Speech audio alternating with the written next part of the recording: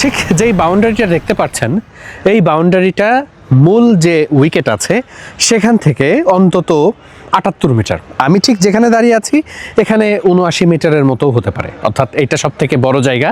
এবং টি-20 ক্রিকেটে আমরা সচরাচর এত বড় বাউন্ডারি দেখি না।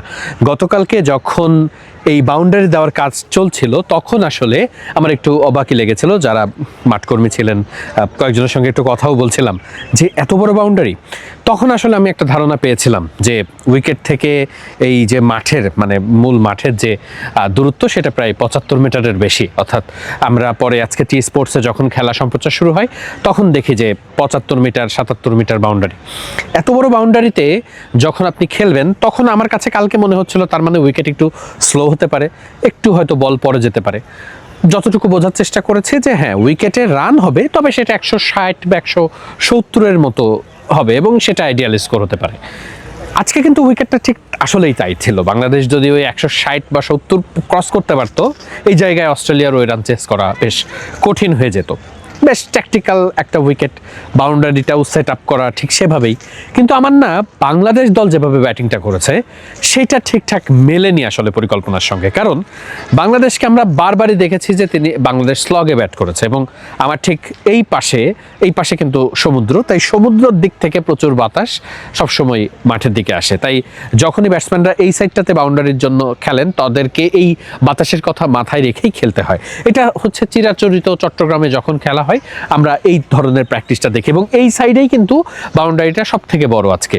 এবং আজকে আমরা যেটা দেখেছি যে স্ট্রেইট ইমন আউট হয়েছেন ঠিক স্কয়ার অঞ্চলে, এই সাইডটাতেও আমরা বাউন্ডারিতে অনেক ব্যাটারদের আমরা আজকে মানে উপর দিয়ে খেলতে গিয়ে আউট হতে দেখেছি। হ্যাঁ, মানে এই ক্ষেত্রে আমরা প্রেস কনফারেন্সে তালহা জুবের এসেছিলেন, তাকেও এই প্রশ্নটা করা হয়েছিল। তখন তিনি যেটা বলেছেন যে শুরুতে পাওয়ার প্লেতে ব্যাটসম্যানরা যখন মনে হয়েছে যে না বল ব্যাটে আসছে, মারলে চলে যাবে, তখন আসলে এই ধরনের ভুলগুলো বেশি হয় এবং আজকে সেটা হয়েছে। সেই জায়গাটাতে যদি একটা পার্টনারশিপ হতো, একটা ৩৫-৪০ বা ৫০ রানের পার্টনারশিপ হতো, তাহলে আসলে এটা আবার হতো না। তখন হয়তো বা ইনিংসটা বড় হলে তখন এই ভুলগুলোর সংখ্যা কমে যেত। এক্স্যাক্টলি ওই ৩০ রান বা ৩৫ রান কমের যে ব্যাপারটা সেটা সেই কারণে হয় যখন আপনার প্রপার কোনো ব্যাটসম্যান ঠিক শেষ পর্যন্ত আসলে রান করতে পারে না। এবং সেটার একটা বড় কারণ যে পরিকল্পনা বাংলাদেশ দল করেছিল সেটার প্রপার এক্সিকিউশন না হওয়া।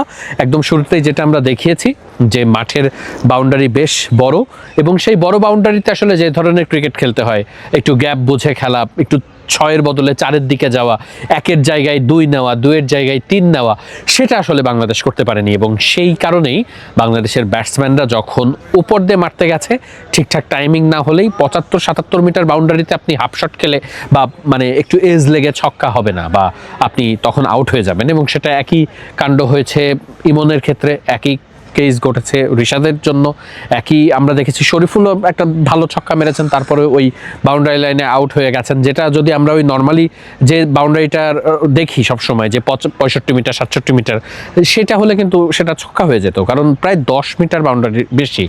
এবং এক্স্যাক্টলি আমার কাছে মনে হয়েছে যে যেহেতু হোম সাইড বাংলাদেশ, তাই বাউন্ডারি কত মিটার হবে না হবে এগুলো তো নিশ্চয়ই বাংলাদেশের পক্ষ থেকেই ঠিক হবে। তো বাংলাদেশ যে পরিকল্পনাটা করেছে সেটা আসলে বাংলাদেশ এক্সিকিউট করতে পারেনি, খুব বেশি স্লপি হয়ে গেছে বাংলাদেশের ব্যাটিংটা। এবং বাংলাদেশ আসলে যে পরিকল্পনায় খেলা উচিত ছিল সেটা করতে পারেনি বিধায় বাংলাদেশের বলাররা দারুণ বোলিং করেছে, কারণ এই রানেও অস্ট্রেলিয়াকে মোটামুটি একটু চ্যালেঞ্জ দেওয়া যাচ্ছিল।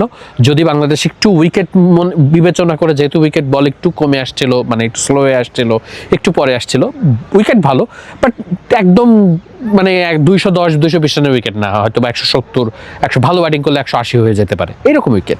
সেই জায়গায় তো আসলে ওই পরিকল্পনা করে ব্যাটিংটা করা উচিত ছিল যে আমার উইকেটের অবস্থায় এমন, আমার এই বাউন্ডারি লাইনের প্রায় ৭০ মিটারের বেশি, ৭৫ মিটার ৭৭ মিটার, তাহলে আমি চাইলেই যে কোনো বল ছক্কার জন্য যাব সেটা না করে আমি ৪-২-১ এইগুলা বেশি জেনারেট করি। মানে এটা তো আসলে নর্মালি হওয়া উচিত। সেটাই আমার কাছে মনে হয় বাংলাদেশের ব্যাটসম্যানরা মিস্টেক করেছে এবং সেই মিস্টেকের জায়গা থেকে আজকের প্রথম ম্যাচে বাংলাদেশকে হারতে হয়েছে। নিশ্চিত করেই চট্টগ্রামে পরের ২ ম্যাচ, দ্বিতীয় ম্যাচেই বাংলাদেশ সেটি শুধরে ঘুরে দাঁড়াতে চাইবে এবং অস্ট্রেলিয়াকে এই মাঠে, চট্টগ্রামের মাঠে অস্ট্রেলিয়া আজকে যেভাবে খেলেছে, বাংলাদেশ যদি একটু ব্যাটিংটা ঠিকঠাক করে নিতে পারে অস্ট্রেলিয়াকে খুব সহজেই হারানোর সম্ভাবনা আছে বাংলাদেশ দলের, এটা প্রত্যাশিতই। চট্টগ্রামের সাগরিকা থেকে ওয়াহিদ মুরাদ, মিডফিল্ড।